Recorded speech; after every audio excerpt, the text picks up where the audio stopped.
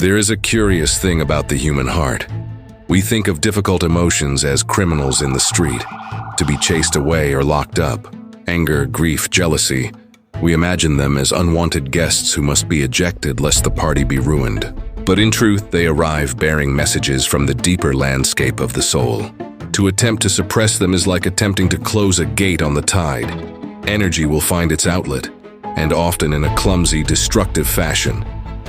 Spiritual practice is not a war against feeling, but a re-education in attention. When anger rises, do not be scandalized by its heat. Do not dress it in moral garments or parade it as proof of failure. Instead, sit with it as though it were a stranger at your fireside. Offer it a cup of tea and listen. What does it want to be seen for?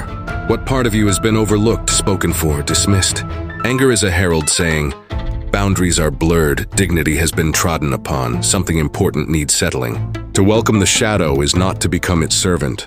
You do not submit to every agitation any more than you become a puppet of a passing breeze. Rather, you learn the craft of holding. Hold the feeling without amplifying it into identity, and without anesthetizing it into oblivion. In that very space of attentive holding, the energy that once threatened to explode becomes intelligible. The trigger, once a tyrant, becomes a teacher. Its lesson is clarity, not punishment. Notice how the body speaks first. A quickening, a tightening, a hot arrow behind the eyes. Attend to that sensation with the curiosity you would give to a small child who has knocked a pot from the shelf. Ask, what does this want of me? Does it want action or simply acknowledgement? Often, just being seen softens the edge.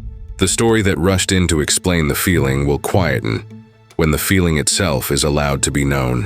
This is integration, allowing the dark and light to dance without forcing one to vanquish the other.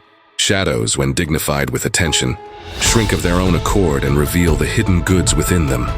Courage, clarity, the capacity for tender boundary. Triggers transformed are compasses pointing toward deeper needs and truer speech. So practice presence as you would practice a musical instrument. Be patient with slips. Tune your attention not by judgment but by steady listening.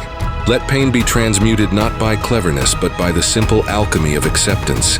In that alchemy, you will find that what once seemed an enemy is, in fact, a fellow traveler, showing you where your heart remains unclaimed.